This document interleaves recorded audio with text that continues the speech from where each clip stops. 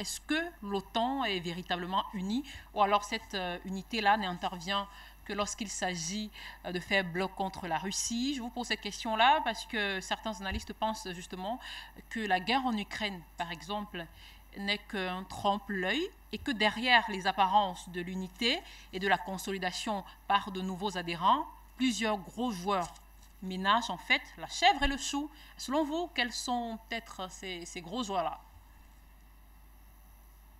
Oui, l'OTAN est un commandement unifié sous le haut patronage américain, ça c'est indiscutable, puisque c'est les Américains qui ont créé l'OTAN en 49. Mais surtout, non, l'OTAN est parfaitement uni, ce qui fait qu'il y a actuellement une petite pomme de discorde, c'est l'adhésion de la Suède et de la Finlande, qui a été réclamée officiellement et à laquelle s'oppose Erdogan.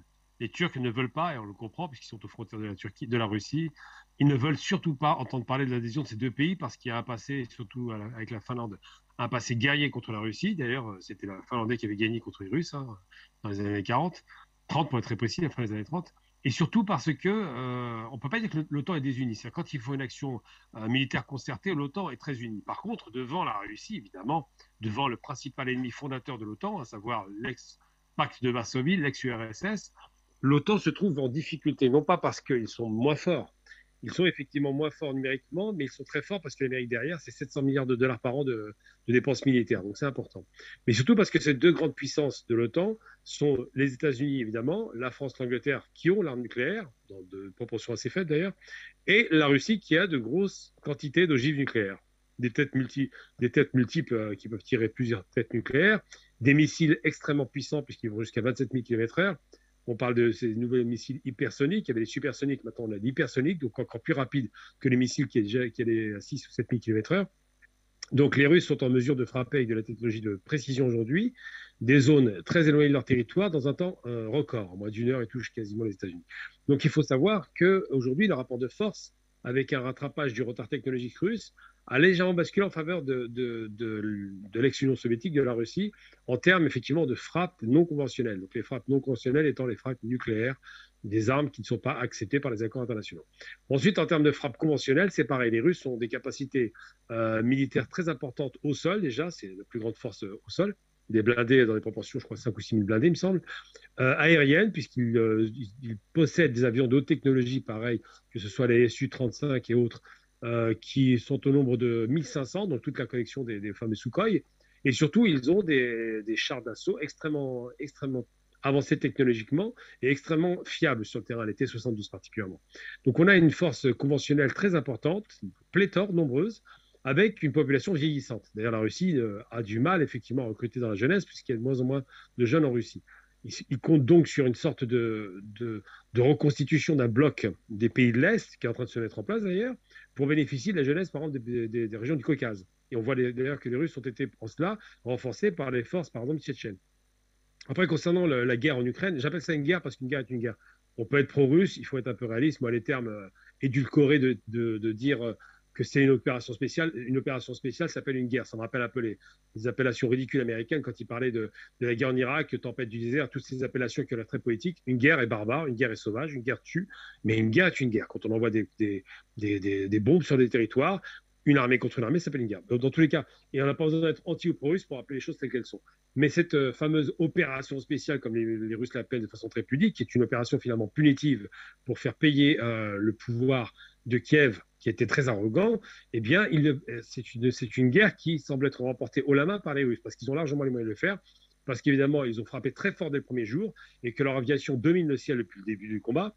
Et donc, qu'est-ce qu'on peut dire? On peut dire que les Russes, qui disposent de 1500 avions de combat de très haute technologie, qui disposent de 6 ou 7 000 chars, qui disposent surtout, et c'est leur spécialité, de missiles longue portée avec des porteuses nucléaires, et qui disposent aussi de ce qu'on appelle les ex-orgues de Staline, donc ces fameuses unités d'envoi de missiles multiples, qui sont quasiment, l'artillerie russe est extrêmement puissante, très très importante, pléthore, et ils sont très bien équipés, et ils produisent largement suffisamment de capacités offensives pour ne jamais être inquiétés. Eh bien, les Russes sont en mesure, effectivement, de faire plier les pays de l'OTAN, qui se sont, il ne faut pas l'oublier, les pays d'Europe en particulier, un petit peu ramollis sur la question militaire parce qu'ils croyaient, et à l'époque ils avaient raison d'y croire, que la Russie était un allié, qu'elle commençait à s'apaiser, qu'il n'y avait plus de risque à l'Est. Sauf que les Américains ont poussé à la faute, ont poussé à la guerre, ont poussé à la radicalisation, ont poussé Zelensky qui ne réfléchit pas à ce qu'il fait, évidemment, pas un être très intelligent.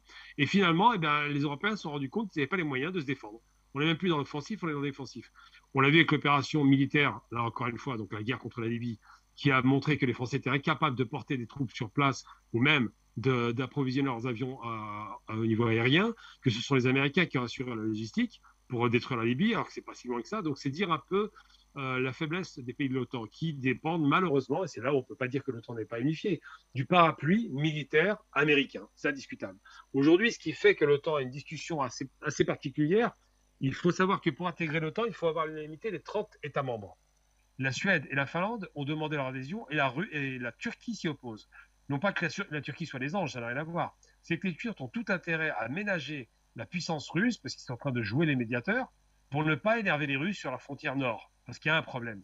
Et effectivement, pourquoi est-ce que la Suède et la Finlande demandent l'adhésion à l'OTAN? Parce qu'en plus, ils veulent faire en sorte, et là, on peut s'attendre à quelque chose de très sérieux, la fameuse région enclavée qui se trouve dans l'ex-Prusse orientale que Kaliningrad, que les Russes ont conquis aux Allemands, et bien cette région-là commence à être étouffée. C'est-à-dire que les Suédois et les Finlandais veulent faire en sorte qu'il n'y ait plus d'approvisionnement de la Russie vers cette région enclavée. Et donc c'est là qu'il y a un risque sérieux d'accrochage. Et comme par hasard, les deux pays frontaliers sont ceux qui demandent leur adhésion à l'OTAN. Donc c'est vrai que c'est disputé, que les Turcs s'y opposent parce qu'ils sentent la guerre venir. Ils ne sont pas bêtes. Hein.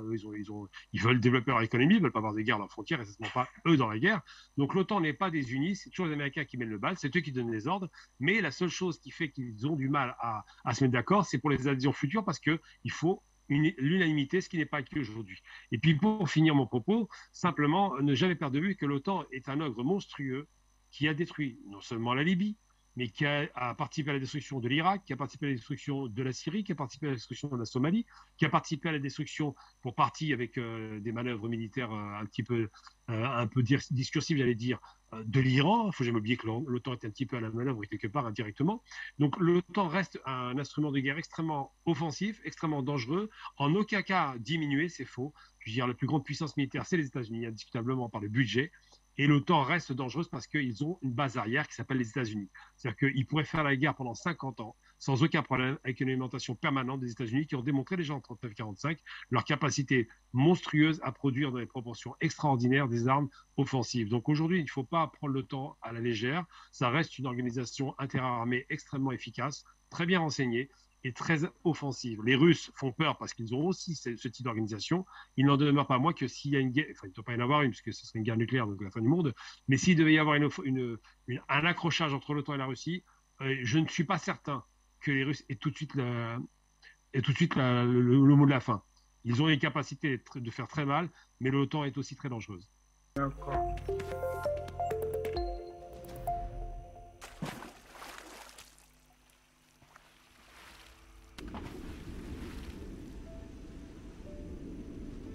Afrique Média. Le monde, c'est nous.